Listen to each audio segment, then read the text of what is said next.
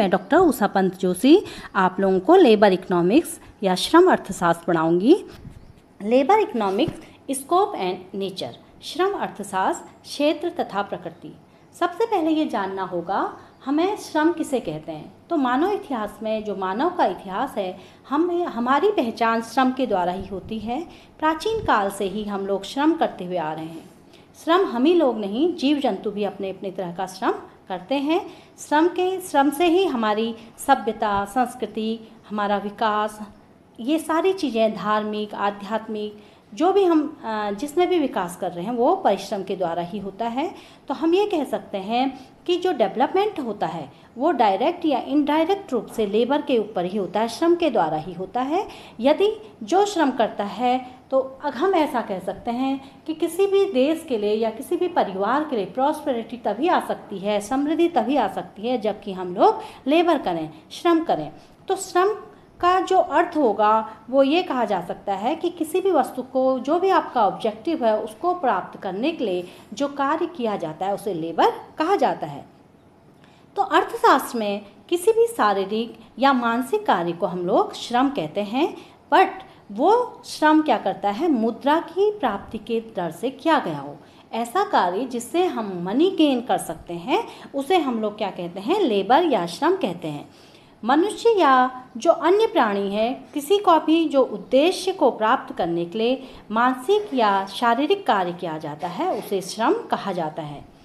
तो जैसा कि मैं आपको बता रही हूँ कि जो श्रम है वो मनुष्य नहीं बल्कि जीव भी करता है। शेर अपने शिकार के लिए जब श्रम करेगा, जब दौड़ेगा तो तभी उसको क्या होगा, अपना भोजन की प्राप्ति होती है। तो इस तरह से श्रम इंसान ही नहीं, मानव ही नहीं, जंतु को भी करना पड़ता है।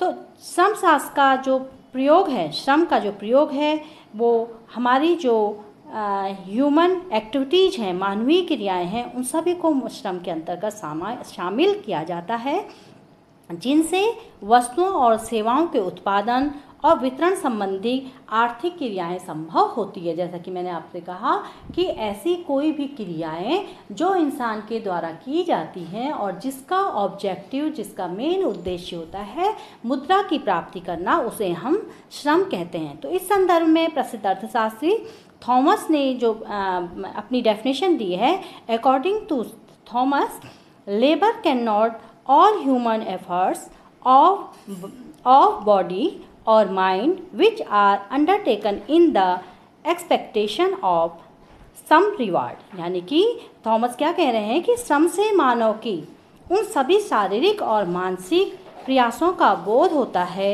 जो किसी फल की आशा से किए जाते हैं, किसी फल की। इसी प्रकार इसी को आगे को बढ़ाते हुए थॉमस के आधार पे मार्शल ने भी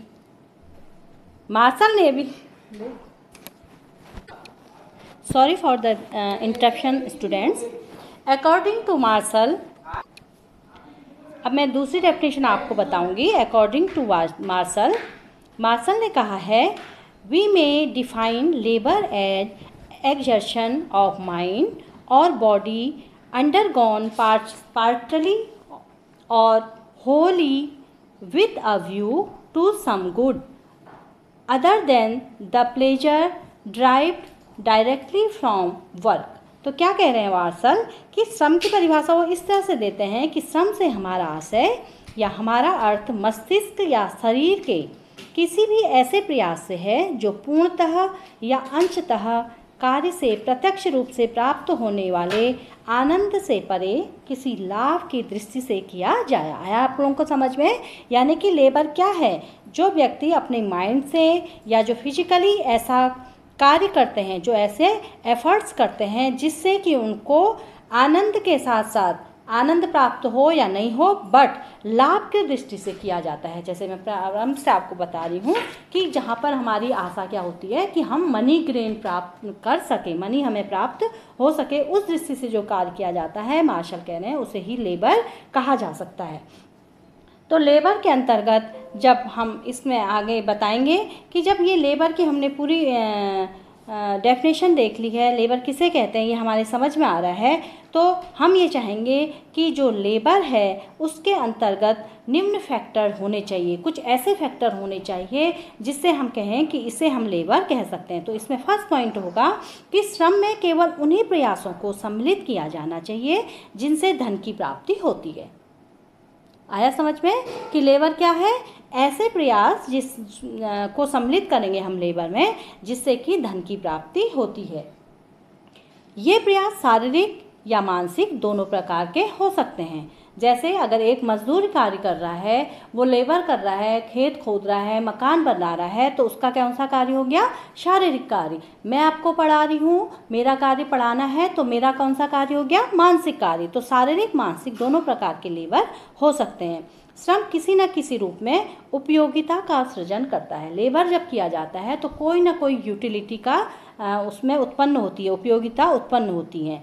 तो इसके अलावा श्रम के अंतर्गत क्या होना चाहिए कि वे सभी प्रयास जो अपनी इच्छा अथवा मजबूर होकर किए जाते हैं। हमेशा हम लेबर अपनी इच्छा से नहीं करते, मजबूरी में भी हम लेबर को करते हैं, जॉब को करते हैं। यदि उनके द्वारा उपयोगिता का सृजन तथा भौतिक वस्तुओं और सेवाओं का उत्पादन या वितरण होता है, सेवाएं भी हो रही हैं, प्रोडक्शन भी हो रहा है और डिस्ट्रीब्यूशन भी होता है, तो ये सारी क्रियाओं को, ये सारी एक्टिविटीज़ों को लेबर के अंतर्गत सम्मिलित किया जाता है। तो लेबर से आप लोग समझें कि लेबर हम किसे कहेंगे, कैसे प्राप्त किया जा सकता है और कैसे कौन कौन से फैक्टर्स हैं जो इसमें शामिल किए जाते हैं। तो हम ये कह सकते हैं कि लेबर की जो डेफिनेशन है वो धारणा जो है समय के साथ साथ परिवर्तित हो सकती है। पहले जब प्रारंभिक काल था, आदि मानव काल था, तो श्रम को वस्तु के रूप में कमोडिटी कॉन्सेप्ट ऑफ लेबर माना जाता था। उस समय उसको एक वस्तु के रूप में ही प्रयोग किया जाता था। परंतु अब हम जानते हैं कि श्रम एक वस्तु नहीं है। इस धारणा को हमको त्यागना होगा। फिर आगे धीरे धीरे मशीनी रूपी धारणा आई, मशीनरी कॉन्सेप्ट ऑफ लेबर इस रूप में प्रयोग किया जाने लगा। और आज वर्तमान समय में श्रम की हम कई धारणाएं मानते हैं। हम एक मानते हैं कि ह्यूमन कॉन्सेप्ट ऑफ लेबर, श्रम की एक मानवीय धारणा भी होती है। तो समय के साथ साथ, परिवर्तनों के साथ साथ लेबर को की धारणाओं को हमने परिवर्तित किया है। तो इस आधार पे हमने समझा कि श्रम क्या है। श्रम क्या है, इसके बाद हम जानेंगे कि श्रम की विशेषताएं क्या हैं, characteristics of labour. Characteristics of labour में सबसे पहले आप देखेंगे कि labour can not be separate from labourer, यानी कि श्रम को श्रमिक से अलग नहीं किया जा सकता।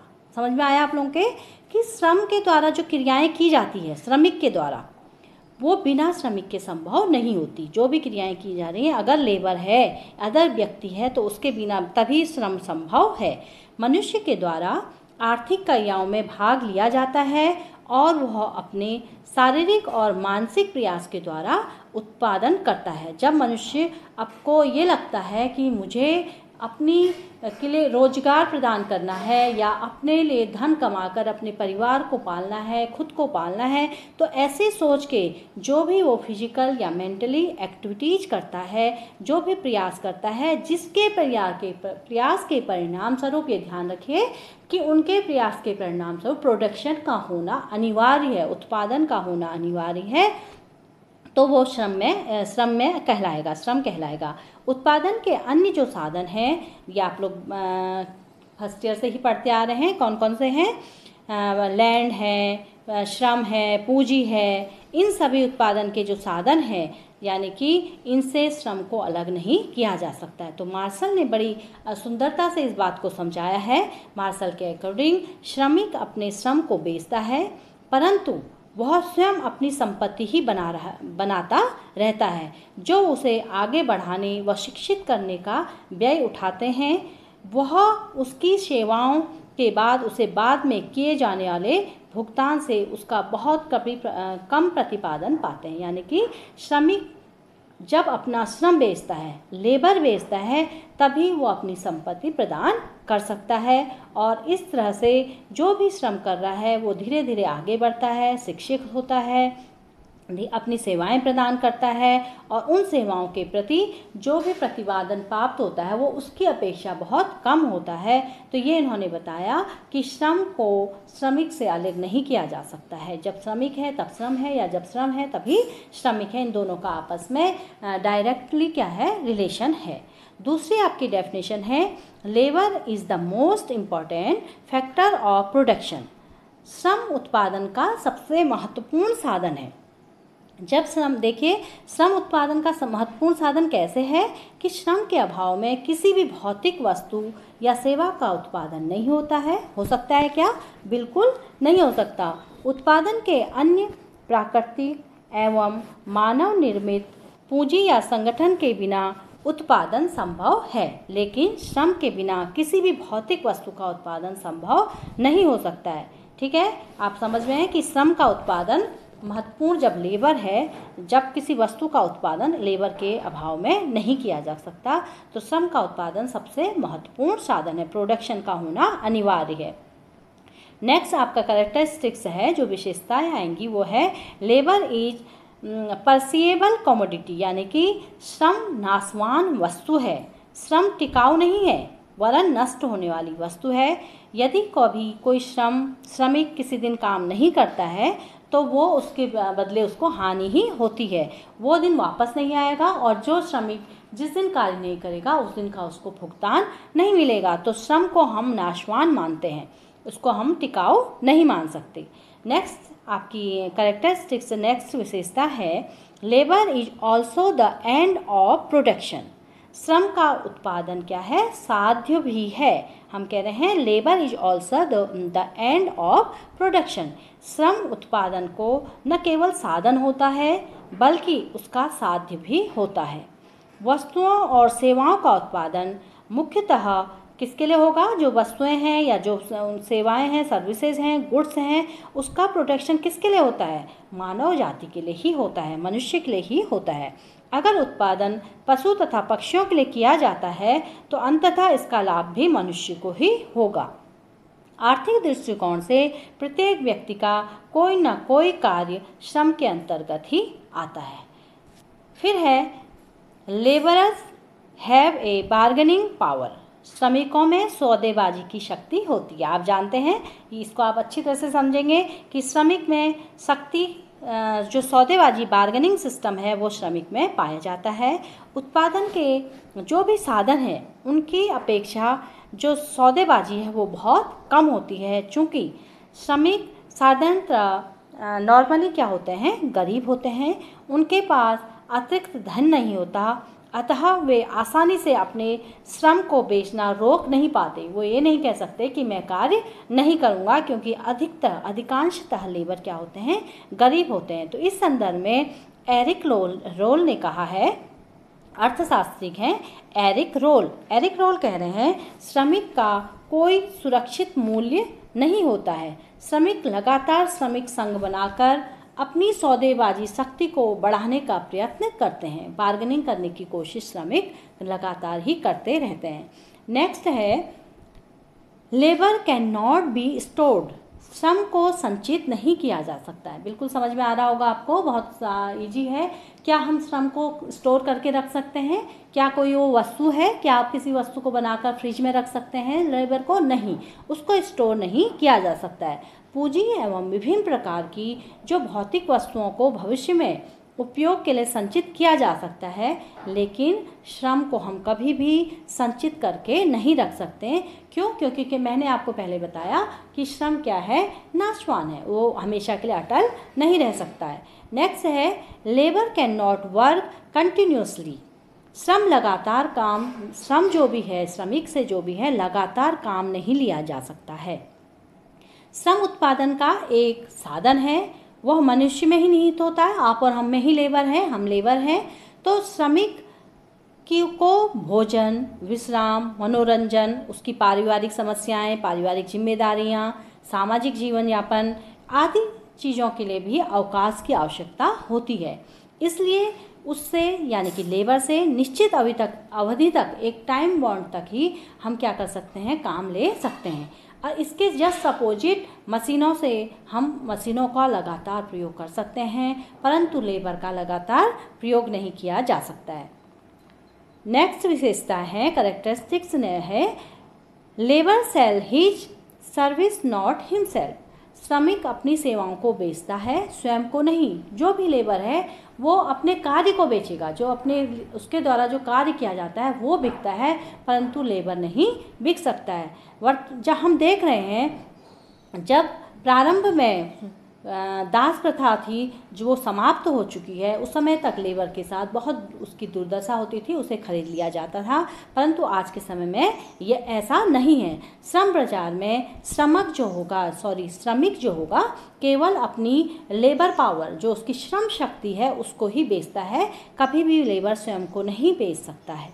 श्रमिक नियोजन का कार्य करता है, अपनी मेहनत को लेकर शाम को घर चला जाता है। श्रमिक अपनी इच्छा अनुसार कार्य छोड़ भी सकता है और नया कार्य भी आरंभ कर सकता है, जब तक कि उससे कोई एग्रीमेंट न किया जाए। वो अपने कार्य के लिए स्वतंत्र होता है।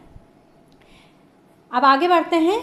लेबर इज मोबाइल, श्रम गतिशील होता है। हम श्रम को बांध कर नहीं रख सकते हैं। वो अपनी मर्जी से एक स्थान से दूसरे स्थान पर, जहाँ पर उसे एक अच्छा कार्य मिले, कार्य के बदले अच्छी मजदूरी प्राप्त हो, वो अपने पुराना कार्य छोड़कर नए कार्य में जा सकता है, अपने नए वातावरण में जा सकता है, अपनी भाषा के अनुसार कार्य कर सकता है, उसके जहाँ पर रीति रिवाज चलते हो वहाँ पर लेबर जा सकता है। तो श्रमिक कभी भी एक स्थान पर बंद होकर नहीं रह सकता है। नेक्स्ट है, supply of labour can not be changed grown. जो श्रम की पूर्ति में शीघ्र परिवर्तन नहीं लाया जा सकता है। जो सप्लाई है उसमें एकदम से चेंज नहीं लाया जा सकता है, क्योंकि लेबर क्या है, पूरा तैयार है, उसे एकदम से पैदा नहीं किया जा सकता है। मांग के अनुसार श्रम की पूर्ति जल्दी करना संभव नहीं होता है। कि जैसे मैं आपको समझाना चाहूँगी एक एग्जाम्पल के द्वारा।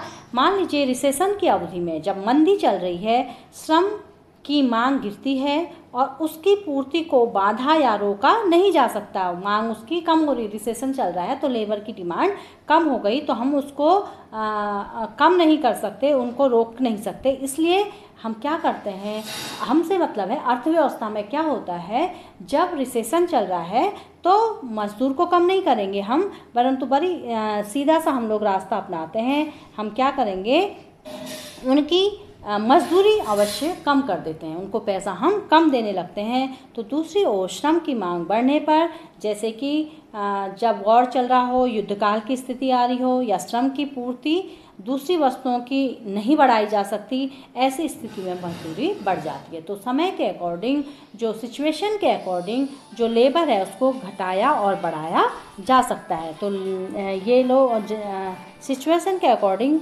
इनकी मजदूरी बढ़ाई भी जा सकती है और घटाई भी जा सकती है, एकदम से चेंज नहीं, इनके चेंज लाया नहीं कर सकते। फिर है the nature of labourers services in changeable. श्रमिक की सेवाओं की प्रकृति जो है, उनका जो नेचर है वो परिवर्तनशील होता है। जैसे समझिए कि विभिन्न प्रकार के श्रमिकों की सेवाओं के स्वरूप भिन्न भिन्न होते हैं। हर तरह के श्रमिक के कार्य अलग अलग होते हैं। जो टाइम है, जो सिचुएशन है के अकॉर्डिंग लेबर की जो स्किल्स हैं, जो उसकी कुशलता है, उसके गुण में परिवर्तन होता है। तो जो टाइम पीरियड है, जो सिचुएशन है, उसके अकॉर्डिंग ही लेबर के जो स्किल्स हैं वो भी चेंज होते रहते हैं। अनुभव और प्रशिक्षण के कारण श्रमिक अधिक कार्यकुशल हो जाता है। जैसे जैसे वो कार्य करते जाता है तो वो धीरे धीरे कार्य में पारंगत हो जाता है। जब शुरू कार्य करता है उसके बाद वो ज़्यादा उसमें अनुभव उसको जब आता है वो अच्छा कार्य करने लगता है। बट नेचुरल है, उसकी सेवाओं की प्रकृति बदलने लगती है। इसी प्रकार जो लेबर बीमार होगा, कमज़ोर होगा और अकर्मण्य होगा, उसकी कार्यकुशलता कम होगी और उसको कार्य मिलना कम हो जाएगा। तो नेचर क्या होता है, लेबर का सर्विस चेंजेबल होती है, प्रकृति उसकी चेंज होती है। लास्ट में आपको कैरेक्टरिस्टिक्स इनकी बताऊंगी कि labour is a human factor. श्रम एक मानवीय साधन है। श्रम एक मानवीय साधन है, आप जानते हैं। इसलिए श्रम के न केवल आर्थिक पहलू बल्कि सामाजिक, नैतिक पहलुओं का भी हमको अध्ययन करना चाहिए। लेबर एक इंसान है और उसके हमको सामाजिक, राजनैतिक, नैतिक कई उसके पहलू हैं, इन सब की स्टडी हमको करनी चाहिए। और लेबर के बिना इकोनॉमी को आगे बढ़ाना संभव नहीं है।